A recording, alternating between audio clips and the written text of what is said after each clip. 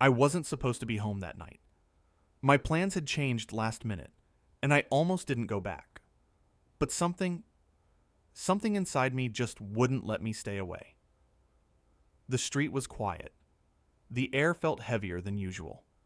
My heart was racing, but I told myself it was nothing. When I finally walked up to the door, I heard it, a sound I'll never forget.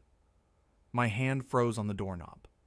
I could hear voices, laughter, whispers.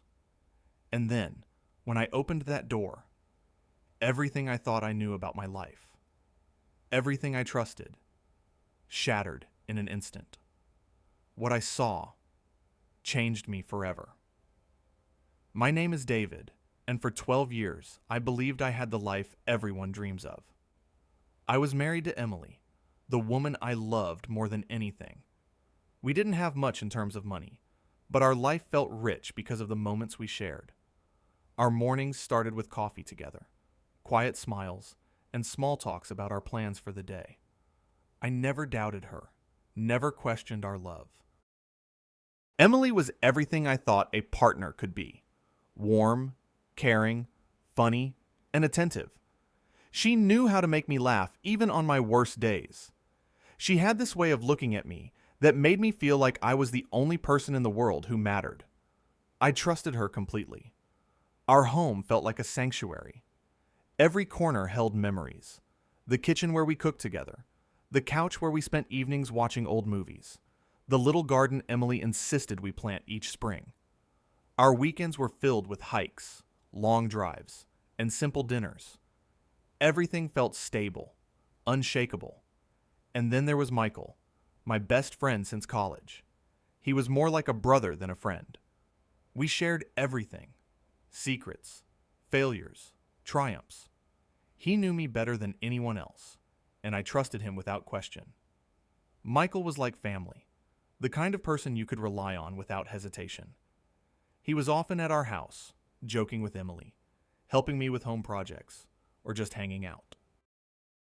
I never once thought he could betray me. Looking back, I see now that there were tiny signs I ignored. Little things that, if I had paid attention, would have warned me. Emily would sometimes check her phone when I walked into the room, slightly hesitant when responding to messages. Michael occasionally avoided eye contact when certain topics came up. I brushed it off, telling myself I was imagining things, that I was being paranoid.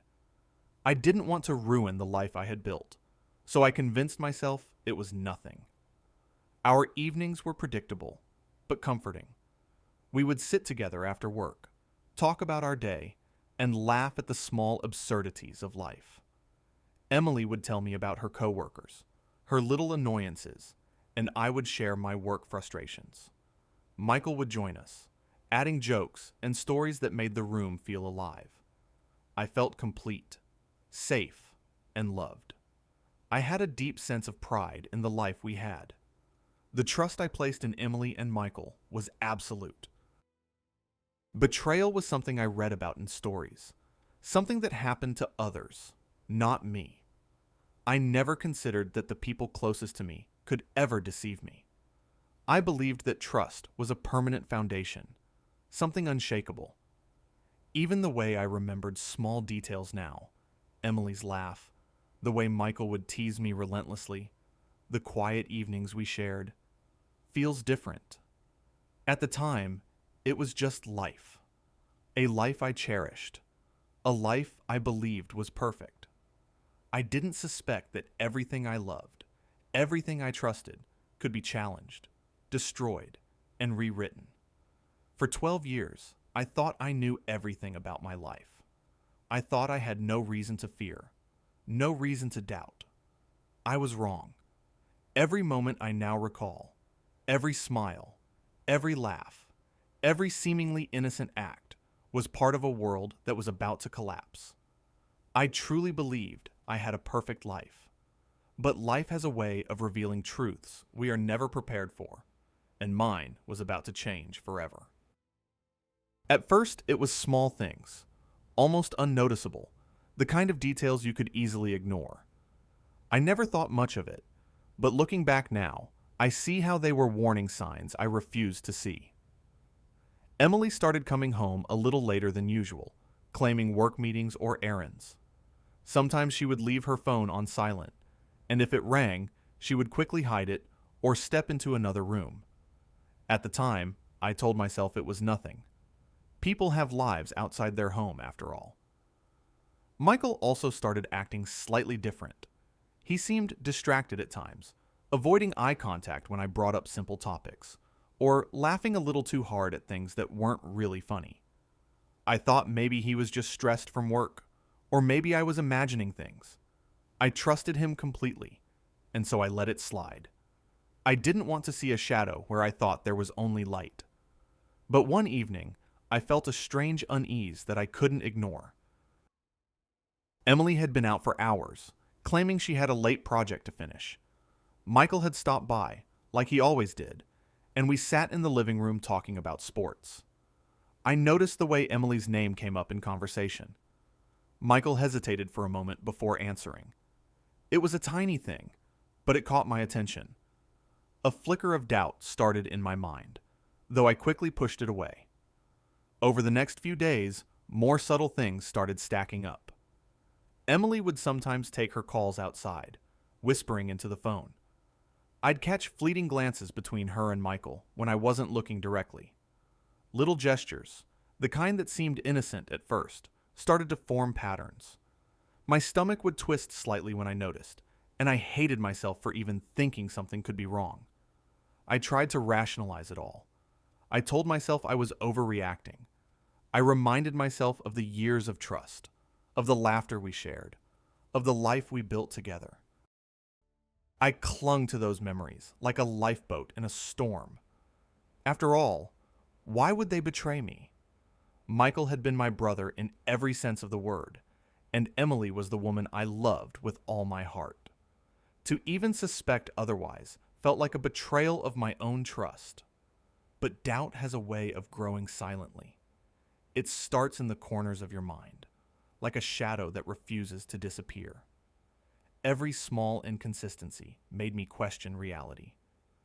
Emily's laughter sometimes felt forced, a little too bright, a little too rehearsed. Michael's jokes seemed off, as if he was trying too hard to keep things light. I felt tension building in moments that should have been ordinary. Dinners, casual evenings on the couch, weekend outings. Something was wrong, and I didn't know how to face it. Then there were nights when I'd wake up for no reason. I would glance at the bedroom door, at the faint light coming from the living room, and I would feel a chill that had nothing to do with the temperature. Sometimes I heard the faintest whisper, or what I thought was whispering, but no one was there. My mind raced, imagining scenarios I didn't want to admit to myself. I tried to sleep it off, to convince myself it was nothing, but the feeling lingered. I started watching, observing small things I had never noticed before. How Emily's tone changed when Michael was around. How Michael's attention seemed drawn to her in a way that went beyond friendship. I hated that I noticed it. Hated that I felt the tension. Hated that a tiny seed of doubt had been planted in my mind. But I couldn't ignore it. Something deep inside me told me I needed to pay attention, even if I didn't want to admit what I might find.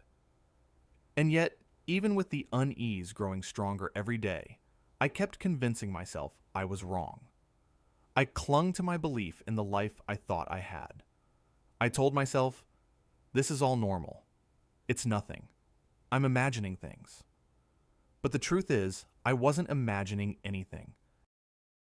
My instincts were trying to warn me, trying to prepare me for the reality I refused to see. I just didn't know it yet. Little by little, the cracks in my perfect life became more visible. Emily's excuses felt heavier, less convincing. Michael's laughter felt hollow, forced. And every day, the tiny, almost invisible signals added up, forming a pattern I couldn't deny forever. I still hoped. I still clung to trust. But a part of me knew deep down that something was wrong. Something I wasn't ready to face, but could no longer ignore. And that night, The night that would change everything. I would finally be forced to confront what I had been avoiding. The signs, the doubts, the uneasy feeling. They all led to that moment. The moment when my life, the life I thought I knew, would be shattered in ways I could never have imagined. I wasn't even supposed to be home that night. My plans had changed at the last minute, and I almost stayed out. But something, I don't know what, pulled me back. A feeling in the pit of my stomach, like a warning I couldn't ignore.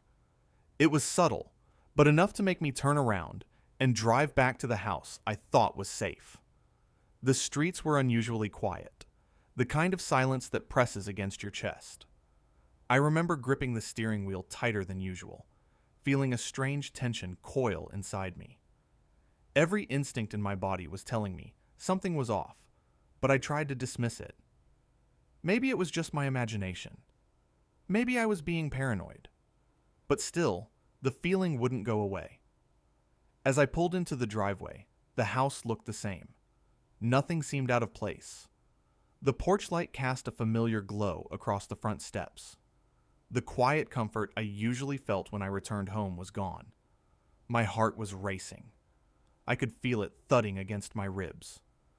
Something in the air felt heavy, charged with tension I couldn't explain. I stepped out of the car slowly, every step deliberate, trying not to make a sound.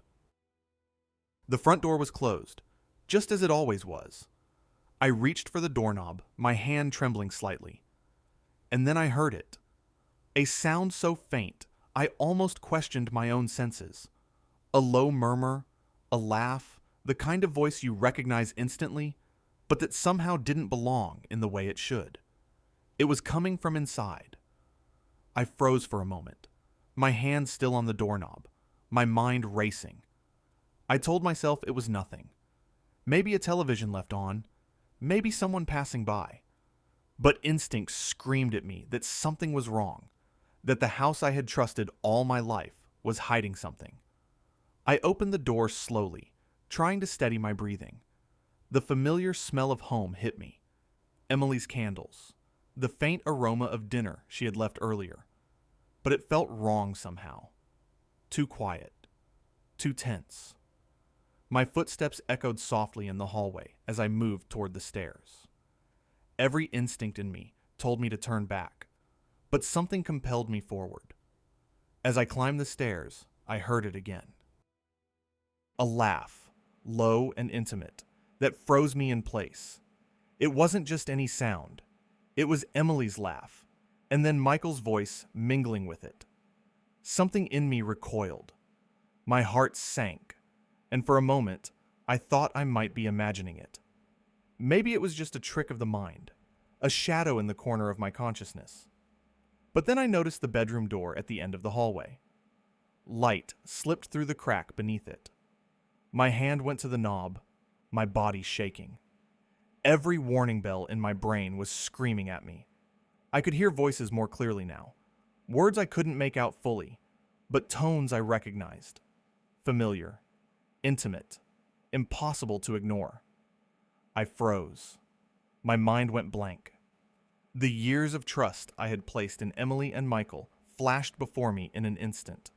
Laughs, conversations, quiet nights, shared secrets. Every memory felt suddenly fragile, teetering on the edge of a revelation I didn't want to face. And yet, I couldn't stop myself. Something deep inside forced me to open that door. When I did, the world tilted. My stomach dropped.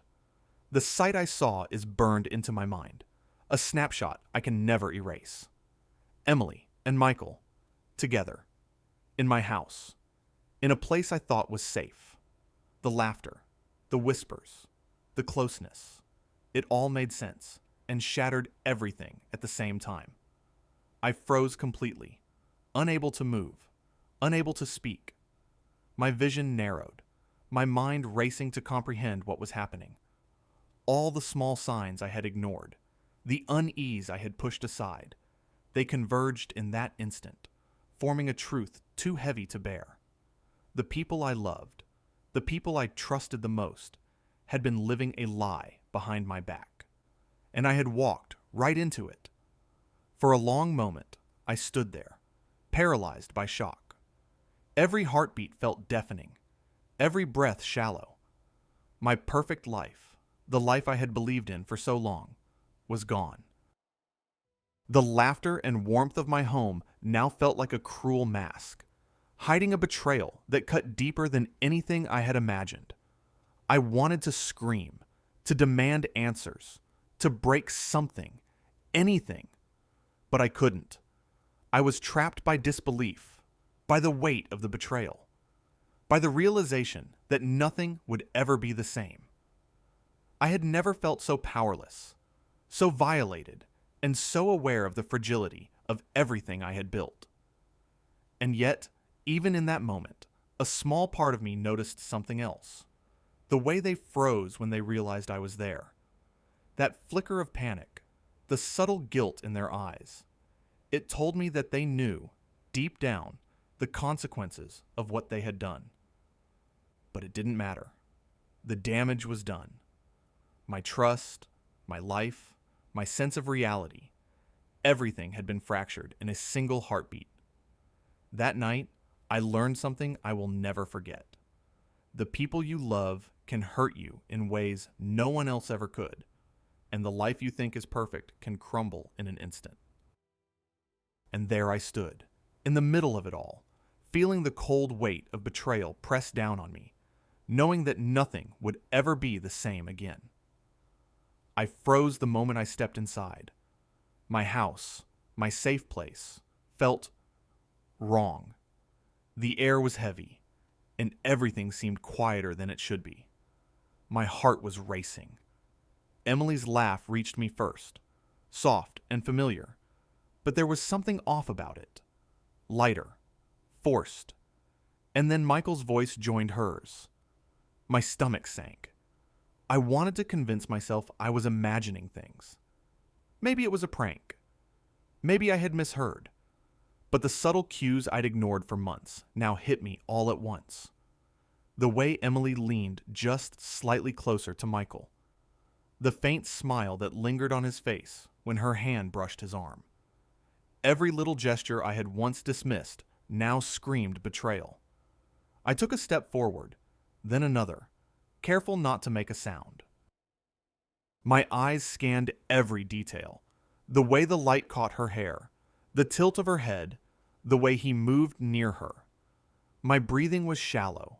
My chest felt tight, like the walls themselves were pressing in. Every instinct told me to run, to leave, but some part of me needed to see it, to witness it with my own eyes. The longer I watched, the heavier the weight in my chest became. My mind raced, connecting dots I had ignored. The late-night calls, the whispered conversations, the small excuses Emily had always brushed off. Michael's slightly too bright laughter. It all made sense now, and yet the realization was unbearable. I noticed their reactions when they finally saw me. Emily froze, her smile faltering for the briefest moment. Michael's hand tightened, his casual posture slipping. They tried to compose themselves, but it was useless. The truth had been exposed, and I was standing there, silent, paralyzed, feeling the life I had trusted crumble around me. Every movement, every glance, every whispered word was etched into my memory. I couldn't look away. I didn't want to. It was as if my body was betraying me, holding me in place while my mind screamed to escape. Shock, betrayal, disbelief, they all collided inside me. I felt hollow, yet every nerve was on fire. I wanted to ask questions, to demand answers, to understand, but my voice wouldn't work.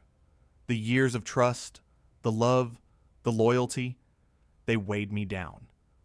I realized in that moment that there would be no explanations that could undo what I was seeing. The people I had loved most had shattered my world. The quiet of the house felt louder than ever. Every creak of the floor, every whisper of movement, every flicker of light seemed amplified. It was suffocating. I focused on their expressions, trying to memorize every detail. The way Emily's eyes widened, the subtle guilt flashing across Michael's face, the almost imperceptible tension between them. Time slowed, stretched into something unbearable. I couldn't breathe. I couldn't move. I was trapped in the reality I had refused to imagine. Everything I had believed about my life, about trust, about love, felt like a lie. And standing there, paralyzed by betrayal, I knew one thing for certain. From this moment on, nothing would ever be the same. I took a step forward, my legs trembling beneath me. Every instinct screamed to run, but I couldn't. I had to see it. I had to witness the truth with my own eyes. The closer I got to the door at the end of the hall, the more my stomach twisted. My hand reached for the knob, shaking so badly I almost dropped it. When I turned the handle and pushed the door open, the world seemed to stop. There they were, Emily and Michael, right there in my bedroom. Everything I had ever trusted, everything I had believed in, collapsed in a single instant. They didn't notice me at first, lost in their own world, completely unaware that the life I had thought I knew was ending. I froze. My eyes locked on them, and for a moment, I couldn't breathe. It was like the air itself had been sucked out of the room. Emily's hand was on his chest, his arm around her waist. Their faces were inches apart, and they smiled at each other in a way that made my chest tighten until it hurt. My mind struggled to comprehend what I was seeing. I wanted to scream. I wanted to shout her name. I wanted to demand an explanation. But my voice failed me. It was trapped somewhere in my throat, blocked by the shock and disbelief. My body felt paralyzed, yet my heart was racing faster than it had ever done before. Everything I had built, my trust, my love, my sense of safety, had vanished in that one moment. They finally noticed me. Emily's eyes went wide, a flicker of panic crossing her face. Michael's posture stiffened, his smile fading instantly. They tried to compose themselves, to act like nothing had happened, but it was useless. The truth was laid bare, undeniable, and I was standing there, the witness to the betrayal I had ignored for so long. I couldn't move. I just watched. I watched every small detail, the way her hair fell over her shoulder, the way his hand brushed against hers, the way their eyes lingered on each other. Every gesture, every glance, every breath screamed the same thing. They had been living a secret life behind my back. My mind raced. I thought about all the times I had trusted them, all the moments I had shared with them, all the laughter, all the love. Every memory now felt tainted, as if a shadow had been cast over it, making it something I could never go back to. I had been blind, and now I was forced to see the truth in the harshest possible way. I wanted to understand why. Why would she do this? Why would my best friend betray me in the worst possible way? But I realized there was no answer that would make sense. No explanation could undo the pain. No words could fix the shattered trust. They had chosen each other over me, and I was left standing in the wreckage. Time felt slow, stretched into something unbearable. Each second was a lifetime of agony. I could hear my own heartbeat, thundering in my ears, feel my pulse racing in my temples. My hands clenched into fists at my sides, trembling with a mix of anger, heartbreak, and disbelief. I felt the betrayal in every fiber of my body. Then I noticed something else, the subtle signs I had missed before. The little gestures, the glances, the secret messages I had dismissed as harmless. It all made sense now. Everything had been right in front of me, and I had ignored it. I had trusted too much, believed too deeply, and it had cost me everything. I wanted to run. I wanted to scream. I wanted to break something, anything, to make the pain tangible. But I didn't. I just stood there, frozen, as the reality sank in. The people I had loved the most, the ones I had trusted completely, had betrayed me in the most intimate, devastating way possible. And in that moment, I realized that nothing would ever be the same again. My life, my home, my trust, everything had been shattered in a single heartbeat. The people I had counted on to love and protect me had chosen a different path, one that left me standing alone in the ruins of the life I thought I knew. I sank onto the edge of the bed, my hands trembling. The room felt heavier than ever, suffocating, as if every wall pressed in on me. Emily and Michael had frozen, realizing I was there, but I couldn't move. Shock had paralyzed me. My chest ached with a mix of anger, heartbreak, and disbelief. I tried to breathe, but each breath felt shallow, each heartbeat loud. I thought of all the years I had trusted them. Emily, my wife, the woman I loved more than anything, who shared every secret, every plan, every quiet moment with me. Michael, my best friend, more like a brother than a friend, someone I had confided in, relied on, believed in completely. And now, both of them had betrayed me in the most intimate, personal way. I replayed the months in my head, the late-night calls Emily had whispered into, the excuses that seemed normal at the time, Michael's slightly too bright laughter, the way he sometimes avoided my gaze. Everything I had ignored now made sense, and every memory I had cherished felt tainted. My life, the life I had thought was perfect, was a lie. Anger rose in me, a tight coil in my chest. I wanted to scream, to hit something, to demand answers, but the shock held me frozen. Every instinct told me to run, to leave, to escape the house that had become a prison of betrayal. But another part of me, the part that still loved Emily despite everything, forced me to stay, to witness, to process the truth. I looked at them again. Emily's eyes were wide, her composure slipping for just a second. Michael's hand twitched nervously. They knew I had seen everything.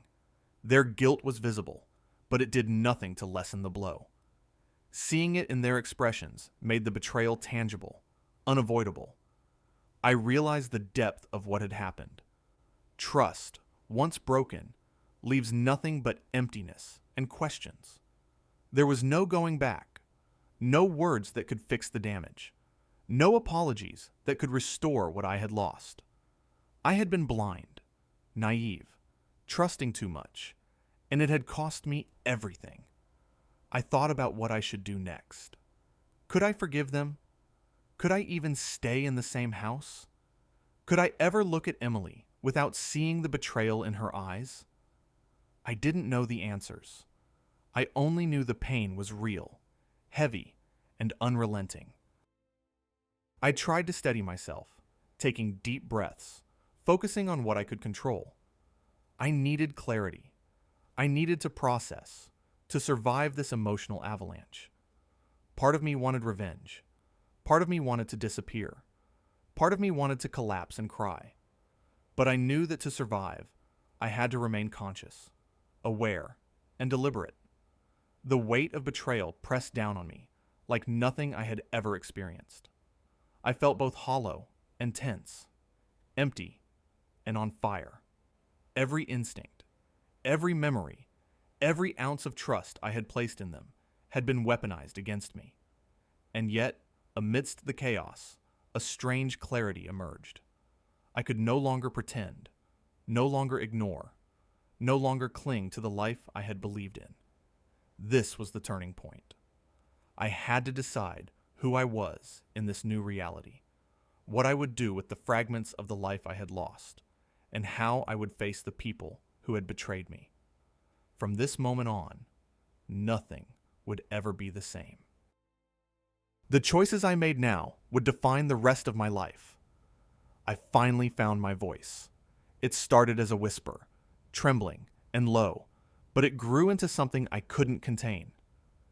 Emily, Michael, I said, and they both froze. The words hung in the air, sharp and heavy. My heart was pounding, but the paralysis of shock was gone. I was awake now, fully aware of the betrayal, fully aware of what I had to do. Emily's eyes welled with tears. Michael's jaw tightened. I could see the shame, the fear, the guilt flashing across their faces. But I didn't care about that. I cared about me. I cared about the trust they had destroyed, the life they had shattered, and the choices I had to make for myself now. I took a deep breath, feeling the anger and heartbreak coursing through me. I trusted you, I said, my voice firm, controlled. Everything I believed in, everything we built. You threw it away. I could barely look at them, the pain stabbing through me like a knife, but I held my ground. This was my moment, my reclaiming of reality. I realized I couldn't stay in that house, couldn't pretend life could go back to normal. I had to leave, to distance myself from the people who had betrayed me. Not out of spite, not for revenge, but to protect what remained of me. My mind was clear on one thing. I wouldn't let their actions define the rest of my life. I gathered myself, taking a final look around the room that had become a place of heartbreak. Memories flashed, good and bad, but now they were tainted by the truth. I knew I had to walk away. I didn't want to, but I had no other choice. Staying meant more pain, more betrayal. Leaving meant survival. I stepped toward the door, my hands steady now, my heart heavy but resolute. Emily tried to speak, but I shook my head. No words could fix this. Michael opened his mouth, but I ignored him. I didn't need answers. I didn't need apologies. I only needed to reclaim my life. As I closed the door behind me, a strange calm settled over me. The storm of shock, betrayal, and anger was still there, but beneath it, I felt something else. Strength. I had faced the truth. I had acknowledged the pain, and I had chosen my own path forward. For the first time that night, I felt a glimmer of control, a sense that I could survive this, that I could rebuild. And in that moment, I understood something important. Betrayal may break trust, but it cannot break the person who refuses to be defined by it. I walked into the night, leaving behind the ruins of what I had thought was perfect, stepping into a future that was mine to shape.